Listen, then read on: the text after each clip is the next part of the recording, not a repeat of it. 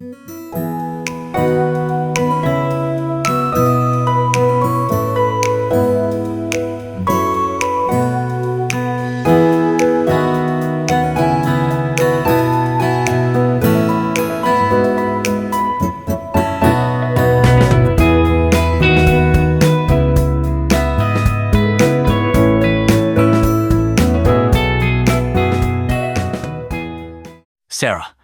have you ever noticed how instantly you can tell someone's from London just by the rhythm of their speech?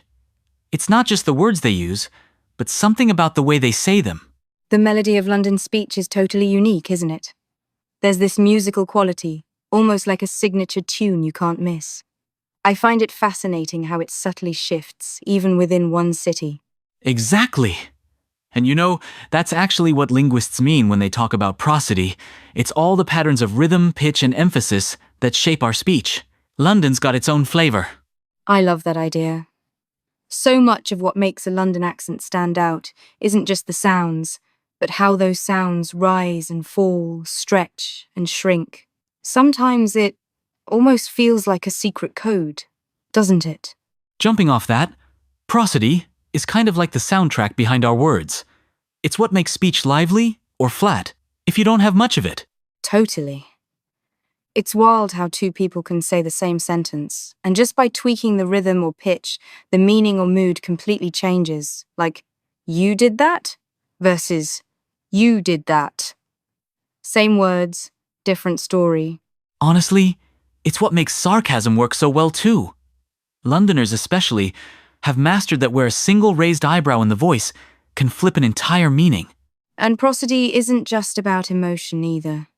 It helps us chunk information, highlight what's important, or even sound more friendly or a bit standoffish, depending on the day. So, let's start with the old school. Received pronunciation, or RP. It's sometimes called the Queen's English, though maybe now it should be the King's. RP has that almost sing-song quality, right? The pitch rises and falls in this controlled, gentle way.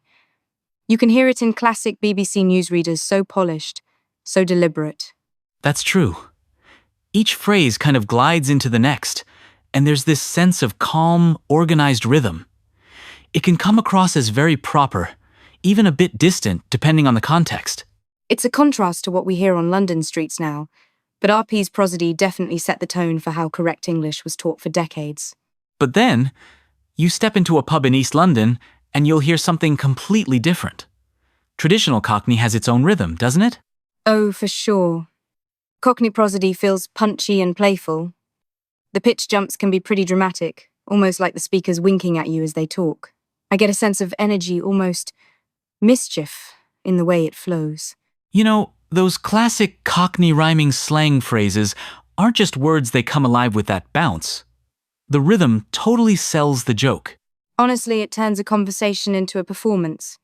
You can feel the history behind the way each sentence dances along. Now, if you hop on a bus in South London, you'll probably hear something even fresher.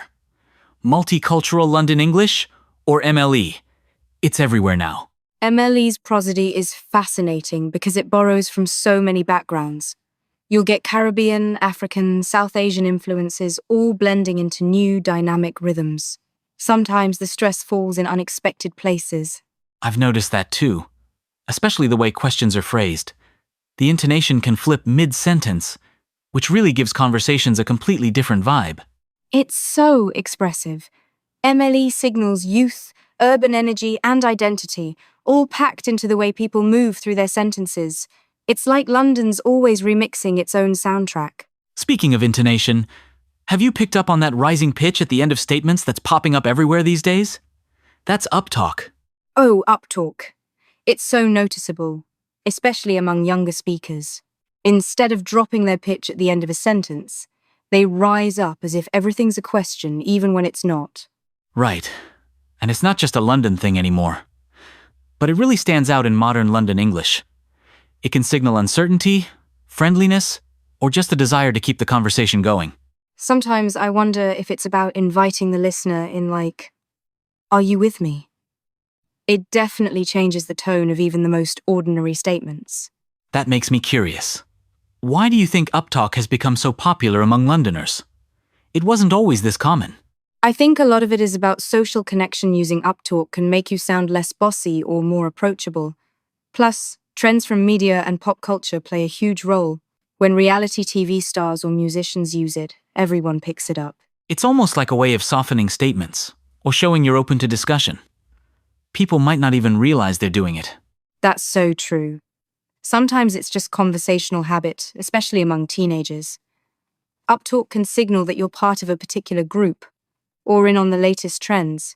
You know, beyond pitch and rhythm, another thing that stands out in modern London speech is how words get blended together, what linguists call connected speech. Absolutely.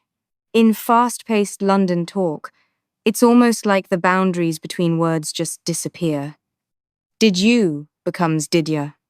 Got to sounds like gotta. It can make listening a real challenge for newcomers. It's a handy shortcut, but it also helps speech flow more naturally. People don't pause between every word in real life, so Londoners are just leaning into that. And when you've got a mix of prosody and connected speech, it creates this rolling, energetic sound that's really distinct. There's always a rhythm to the rush. Funny thing, I've noticed that uptalk and connected speech often show up together, especially in younger Londoners' conversations. I've spotted that too.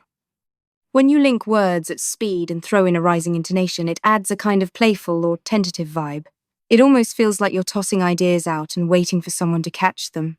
Exactly. It can turn even a simple statement into a jumping-off point for more discussion. Maybe that's why group chats in London always feel so lively and open-ended. It encourages back and forth in conversation. Uptalk draws you in, while connected speech keeps things moving like passing a ball back and forth. It's teamwork, in a way. That actually reminds me, Procity isn't just about how you sound.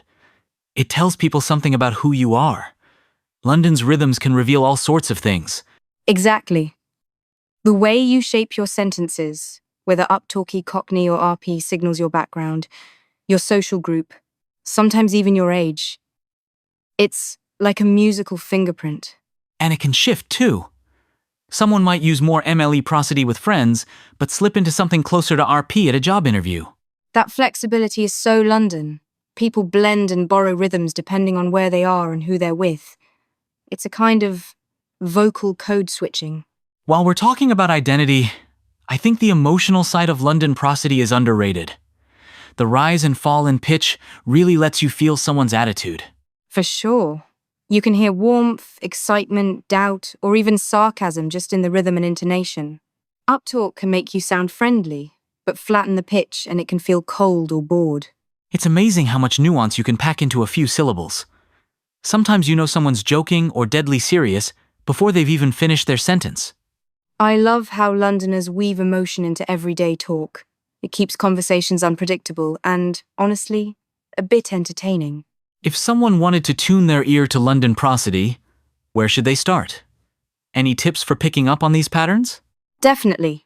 Try watching London-based shows or listening to radio stations with local hosts.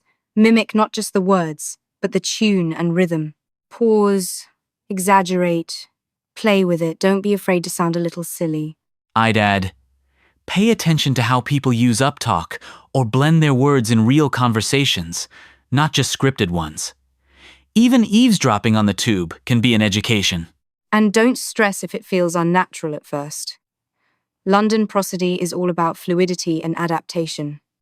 The more you play with it, the more it'll start to feel like second nature. So as we wrap up, it's clear London's speech patterns are always evolving. Do you think prosody will keep changing as new influences come in? Absolutely.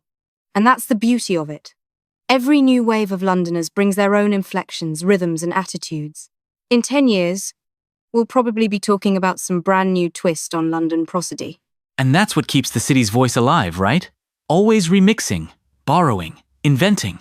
London's prosody is never finished. It's a living, breathing part of the city. Couldn't agree more.